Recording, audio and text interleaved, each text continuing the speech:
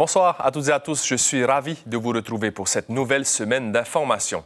Dans l'actualité de ce lundi 9 septembre, 24 nouveaux cas de coqueluche ont été détectés ces 2 dernières semaines au Fénois. L'épidémie se renforce et la direction de la santé recommande fortement la vaccination, surtout pour les bébés. Dans notre décryptage avec Suliane Favnek, nous ferons le point sur les chiffres locaux et nationaux, les symptômes de la maladie et aussi les dernières recommandations. Une semaine de grève et toujours aucune issue pour les 4 sociétés de transport en commun de Tahiti et Moorea. Une rencontre est prévue demain avec la direction.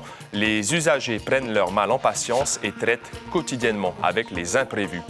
C'est la 3e fois qu'il vient se produire en Polynésie. Michael Gregorio, chanteur et humoriste aux 1000 talents et aux 1000 voix, donnera cette semaine 3 représentations de son dernier spectacle, L'Odyssée de la voix. L'artiste à l'infinie diversité vocale et au talent certain est notre invité en plateau. Le succès du Ori Tahiti dépasse les frontières du Fénois et atteint même l'océan Indien. Sur l'île de la Réunion, la danse polynésienne a ses adeptes. Merci d'être avec nous. L'épidémie de coqueluche gagne du terrain en Polynésie française. Les chiffres de la race sont tombés ce matin. Ils font état de 24 nouveaux cas sur les 2 dernières semaines. Un cas diagnostiqué à Tahiti a pu être contaminé à Rikitea, ce qui veut dire que la coqueluche serait aussi présente dans les îles. Cybèle Plichard et Jérôme Lee. Un nourrisson de 2 mois, la victime idéale pour la bactérie responsable de la coqueluche. Mais heureusement pour ce petit habitant de Mahina, ce ne sera pas pour cette fois. Ce matin, elle a eu de la fièvre, elle a fait 38 de fièvre. Et du coup, on s'est inquiété, on est venu chez le docteur. Le verdict Il a attrapé une otite. Voilà. Heureusement, ce n'est pas la coqueluche alors. Non, heureusement. On a vu cette maladie sur les réseaux sociaux, du coup, on a pris des précautions pour bébé. Voilà. Quel type de précautions? Ne pas donner bébé avec n'importe qui. Des précautions nécessaires face à la montée en flèche des cas de coqueluche en 4 mois. Parmi les communes les plus touchées, Tayarapu Est, Punaouia, Papeete et Faa'a. C'est là que réside Tawahere, maman de Maeva. Maeva, elle tousse beaucoup et elle est grippée. Elle a quel âge? 1 an et demi. Vous étiez inquiet par rapport à la coqueluche? Oui, quand même. Vous en aviez entendu parler? Oui. Et finalement, c'est ça? Et on a fait le test, on attend les résultats. Un test PCR pour en avoir le cœur net. Le résultat sera connu en 24 heures. Au centre de la mère et de l'enfant, les mamans prennent petit à petit conscience de l'existence de cette maladie respiratoire qui peut s'avérer très grave pour les nourrissons. En fait, j'ai pas entendu parler de cette maladie-là en ce moment, juste de la gastro, mais je viens d'entendre là. La coqueluche, ça vous dit rien? Non, du tout. À la direction de la santé, les réunions s'enchaînent pour établir la meilleure stratégie. Une campagne de vaccination gratuite devrait être mise en place d'ici une dizaine de jours. La campagne de vaccination, elle s'adressera aux femmes enceintes en fin de grossesse, aux femmes qui ont des nourrissons à la maison. Elle s'adressera également aux professionnels de la santé en contact avec les petits-enfants et aux professionnels de la petite enfance, que ce soit dans les crèches ou dans les garderies. Vacciner l'entourage immédiat des nouveau-nés le temps qu'ils reçoivent leurs 3 doses de vaccin. Ne pas oublier les rappels à 6 et 11 ans. Avec la rentrée, la communauté éducative devrait bientôt rappeler ces consignes aux familles. On dit et on pense souvent à tort que la coqueluche est une maladie de la petite enfance, mais elle peut être sévère à tout âge. Cette infection bactérienne est particulièrement dramatique, voire mortelle pour les jeunes nourrissons non ou partiellement vaccinés et les personnes à risque. Depuis janvier 2024, les cas de coqueluche ont augmenté en Polynésie, mais aussi ailleurs dans le monde. Suliane Favnek, bonsoir. Comment explique-t-on cette augmentation et que faut-il faire? Oui, bonsoir Marouki. Alors déjà, les chiffres sont assez impressionnants. Effectivement, 85 cas en Polynésie française depuis le mois de juin. Parmi eux, 6 enfants ont été hospitalisés, dont 4 nourrissons. Alors évidemment, au niveau national, les chiffres sont plus importants. 35 000 cas depuis le mois de janvier. Et il y a malheureusement 28 décès, dont 20 enfants et 8 adultes. Alors Marouki, vous allez me dire pourquoi cette recrudescence? Elle s'explique. D'abord, il faut savoir que la coqueluche fonctionne avec un cycle de recrudescence tous les 3 et 5 ans. Donc la dernière épidémie, c'était 2017-2018. Donc 2019-2020, il ne se n'est rien passé, ce qui est tout à fait normal. Et puis nous attendions un pic en 2021-2022.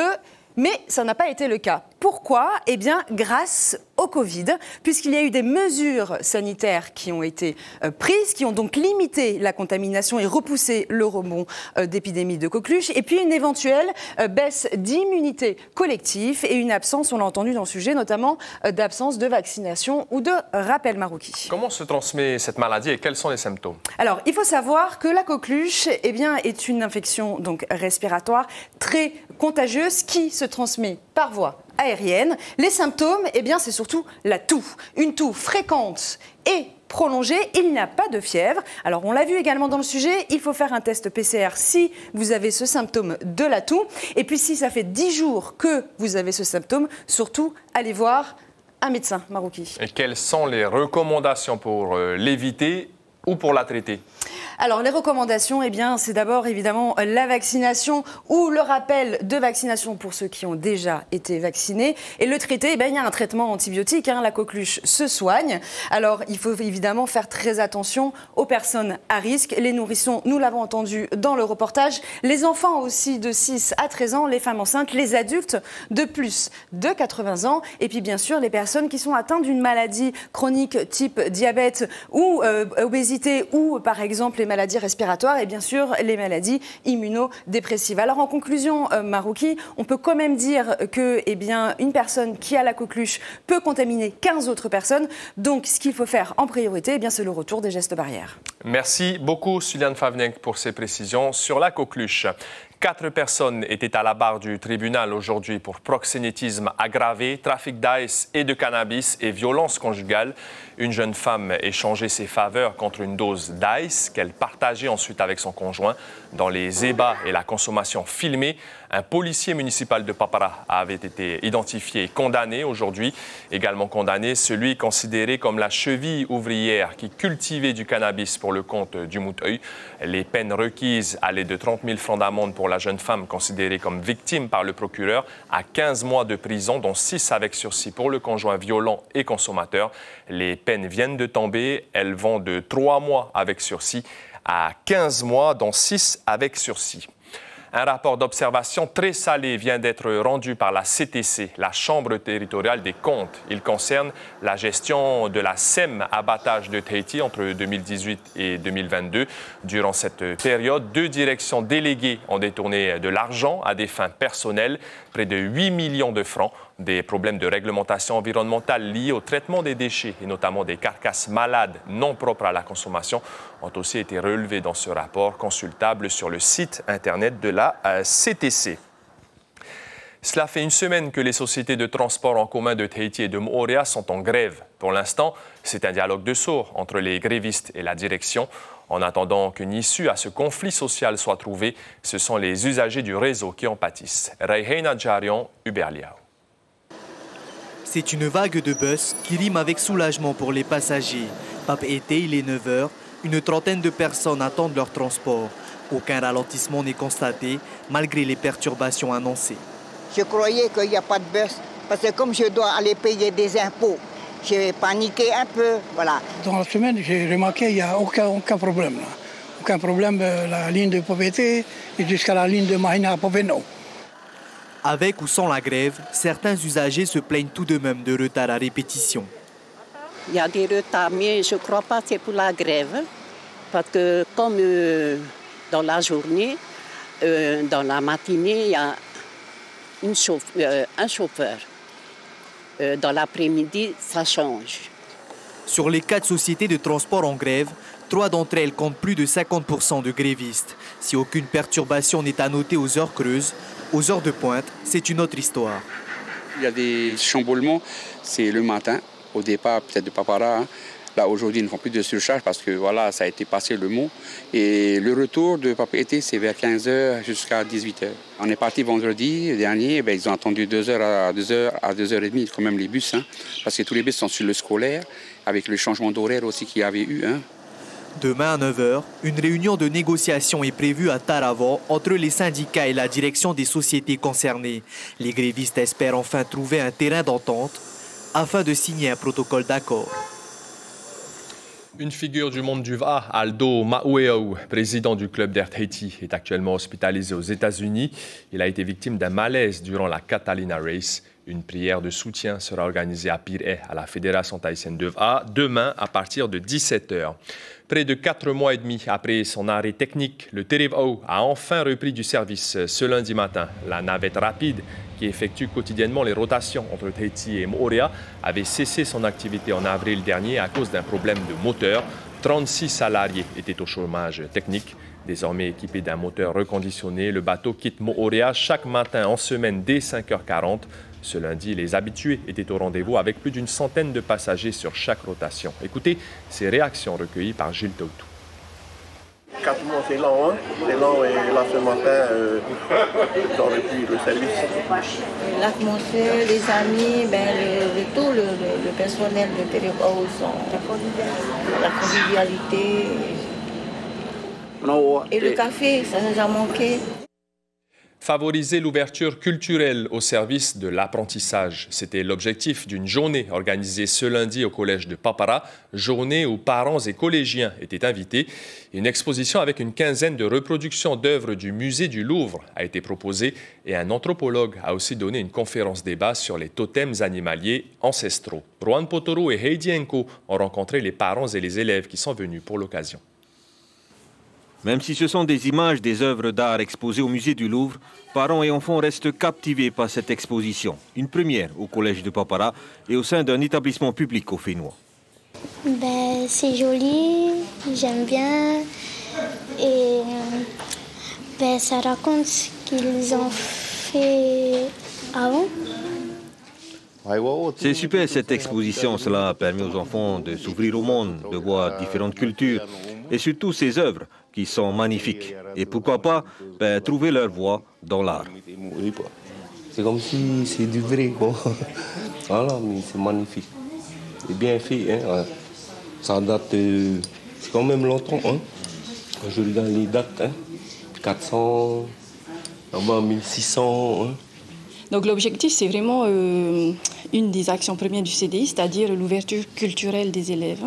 Donc ils n'ont pas les moyens d'y aller, on n'a pas encore tout à fait la possibilité financière ou de s'émanciper. Et bien, le Louvre vient à nous grâce à un partenariat avec la MJN et l'Éducation nationale. Voilà. Donc ils peuvent découvrir les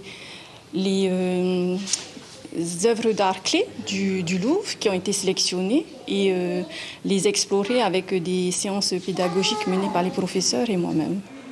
En marge de cette exposition aussi, une conférence débat sur les taura, totems protecteurs existants dans la culture polynésienne. Un sujet qui passionne encore les familles et les enfants. Bon, le principe, c'est d'arriver à ce que les enfants aillent enquêter auprès de leur famille, aillent demander, à redialoguer un petit peu avec les anciens, de façon à ce qu'ils aient une idée vraiment de la culture d'autrefois et comment on peut justement respecter ces animaux-là, hein, puisque c'était des animaux qui étaient gardiens, donc qui protégeaient une famille ou qui annonçaient des événements qui allaient venir. À la suite de cette conférence, les élèves de 6e et 5e inscrits dans le projet Air Marine Éducative mettra en place un photoreportage pour participer au concours annuel national de la Semaine de la Presse. Les dépôts de candidatures auront lieu au mois de mars l'année prochaine. C'est un des plus beaux événements de sport nautique et de tourisme en Polynésie. La Tahiti Pearl Regatta aura lieu la semaine prochaine autour des îles de Raiatea et de Ta'a. Cet événement va réunir les passionnés de voile dans plusieurs catégories, monocoque, multicoque, va'ataie ou holopuni. Habituellement organisée au mois de mai, la Tahiti Pearl Regatta de cette année devait être annulée, mais finalement elle aura bien lieu. Écoutez les précisions du président de l'association tahitienne de voile. En général, c'est surtout en majorité des locaux qui font cette régate-là, parce que les lagons de Raiatea et Ta'a sont tellement merveilleux qu'on a envie d'y aller. Et là, cette année, on a 5 jours de compétition avec un petit break le mercredi où on ne va pas faire forcément de régate, mais on va amener la population faire de la voile. On les invite à venir essayer les bateaux et naviguer avec les équipages. C'est la troisième fois qu'il vient au Fénois après 2014 et 2018 et il va donner 3 représentations au Grand Théâtre de la Maison de la Culture.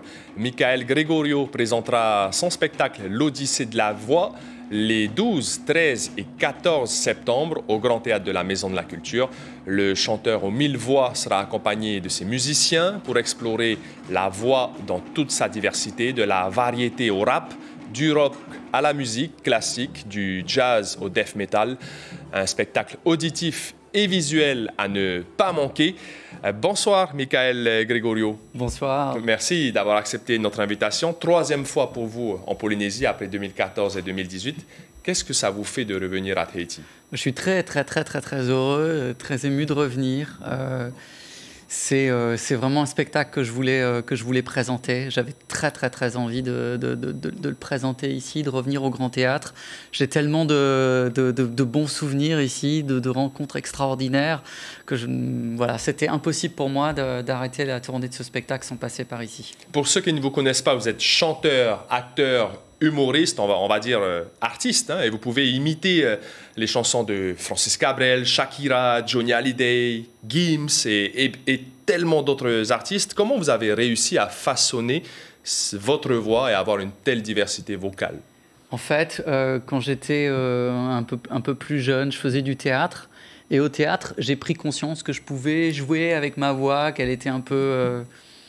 Voilà, aussi, elle pouvait me donner une contenance. J'étais très timide, très fin, un peu dans mon coin. Et quand je faisais du théâtre, tout de suite, je me suis rendu compte que cette voix, en fait, ça pouvait être une béquille. Et ça pouvait être quelque chose qui me donnait un peu de contenance, quoi. Et finalement, c'était l'époque où j'écoutais tous mes groupes de rock préférés. J'ai commencé à chanter à la manière de mes idoles. Et puis voilà, de fil en aiguille, j'ai un peu mélangé tout ça, etc., etc. Il y a beaucoup de travail derrière, forcément. Votre dernier spectacle, L'Odyssée de la Voix, il y a aussi un aspect visuel. Quelle différence entre vos spectacles précédents et celui-ci? C'est vrai que le cinéma représente une part très importante de ce spectacle. Mais si au départ, je ne l'imaginais pas du tout comme ça. Je pensais vraiment faire un spectacle autour de la voix. Je voulais que ce soit comme une ode à la voix. Et puis finalement, ça s'écrit comme un voyage. De l'Aude, je passe à l'Odyssée. Et puis l'Odyssée de la voix, l'Odyssée de l'espace. Je pense au film de Kubrick et je me dis, allez, et si on poussait un peu la porte du cinéma? Donc on a tourné des films en amont ces films participent un peu au déroulé de l'histoire. Enfin, on voit un peu les images. Voilà, il y a le muet avec l'univers de Charlie Chaplin. Il y a plein de références à la pop culture, Ghostbusters, Rocky, puis évidemment la musique, la chanson française, la variété, l'Europe, et même le surf, il y a un peu de tout. Voilà. Michael Gregorio, dans une carrière d'artiste, forcément, on évolue. Ça fait plus de 15 ans que vous êtes dans le milieu. Quels sont vos défis artistiques, peut-être, dans les prochaines années? Continuer à prendre du plaisir, comme j'en prends aujourd'hui. Pour le moment, je ne sais pas trop si j'ai envie de refaire tout de suite un nouveau spectacle dans ce registre-là. Je suis attiré un peu par d'autres choses. Je commence à tourner un peu plus comme comédien. Ma vie personnelle m'amène aussi un peu plus loin de la France. Donc peut-être écrire dans une autre langue. Voilà. Pour l'instant, c'est encore un peu flou, mais je me laisse porter et j'aurai les réponses bientôt. Et en tout cas, vous donnerez un magnifique spectacle 12, 13 et 14 septembre donc, au Grand Théâtre. Ça va être 3 journées intensives où il faudra préserver un petit peu la voix aussi. Oui, aussi. Pour être en forme le soir, récupérer de l'avion là. Et puis être en forme pour jeudi. Merci beaucoup, Michael Gregorio. L'Odyssée de la Voix, c'est donc le 12, 13 et 14 septembre au Grand Théâtre de la Maison de la Culture. Merci beaucoup. Merci à vous. Après l'Europe, le Japon, les États-Unis, le Ori Tahiti s'exporte aussi dans l'océan Indien. Sur l'île de la Réunion, des centaines d'élèves sont inscrits dans des écoles de danse traditionnelles. Il y a quelques jours, des professeurs du Fénois ont même fait le déplacement pour donner quelques cours. Amandine Rivière et Géraldine Blandin de Réunion la Première. Chaque geste correspond à l'expression d'un mot, d'une action ou d'un concept. Aussi complexe que subtil, chacun d'eux contribuera à la création des chorégraphies du Ori Tahiti. Dès que je vois des personnes danser, des filles danser, des tannés, des garçons, des hommes danser, j'ai envie d'aller avec eux. C'est vraiment la culture, c'est ancré en moi. De nos jours, beaucoup plus de personnes sont connectées, donc ça permet au monde entier en fait de voir la danse tahitienne, qui il y a quelques années de ça n'était pas non plus hyper connue en dehors de Tahiti. Et grâce aux réseaux sociaux, beaucoup de personnes commencent à connaître cette culture. Une pratique artistique qui permet aux Polynésiens de rendre hommage à leurs ancêtres. Mais pour le reste du monde, plonger au cœur des valeurs polynésiennes revêt un tout autre sens. Voilà, pour descendre, et t'envoies pour descendre, et t'envoies pour descendre, et t'envoies pour descendre. Explorer notre féminité dans la danse et dans la culture polynésienne, et à la fois découvrir la culture polynésienne justement par rapport au fait que, par exemple, les chansons veulent dire quelque chose, les mouvements de main ont une signification, etc. Je trouve que c'est très beau comme danse, qu'il y a une vraie culture derrière, et que chaque mouvement raconte une histoire, et que c'est vraiment super beau. Voilà, c'est un moyen de s'exprimer et je trouve ça vraiment beau. Quelques mètres plus loin dans le gymnase, nous retrouvons des adeptes du hula, danse d'origine hawaïenne. Au travers de la danse, on va permettre justement d'aller chercher les émotions à l'intérieur et pouvoir l'exprimer au travers de l'expression du visage, au travers du corps et de la gestuelle. Donc c'est aussi pouvoir permettre de raconter une histoire. Elles permettent de transcender les écrits, de dire ce qui ne peut être exprimé. Les danses traditionnelles polynésiennes rayonnent à travers le monde. La Réunion a déjà accueilli sa première école il y a 3 ans. L'information principale de ce lundi 9 septembre, c'est l'épidémie de coqueluche qui progresse au Fénois. Sur les 2 dernières semaines, 24 nouveaux cas ont été recensés. La campagne de vaccination gratuite devrait débuter dans 10 jours à destination des nourrissons, des femmes enceintes ou encore des professionnels de la petite enfance. À la une de Tahiti Info, demain mardi, nous vous en parlions dans ce journal, l'abattoir haché menu par la CTC. Demain, l'invité café de la matinale radio sera Annie Tuhayava, présidente de l'association SOS Suicide. Et puis dans votre petit écran ce lundi soir, après ce journal, Polynésie la Première vous propose 2 épisodes de la série Blacklist. Puis à partir de 20h50, le téléfilm Les Mystères de la Duchesse. C'est la fin de cette édition. Merci de votre fidélité. Passez une excellente soirée. À demain et prenez bien soin de vous.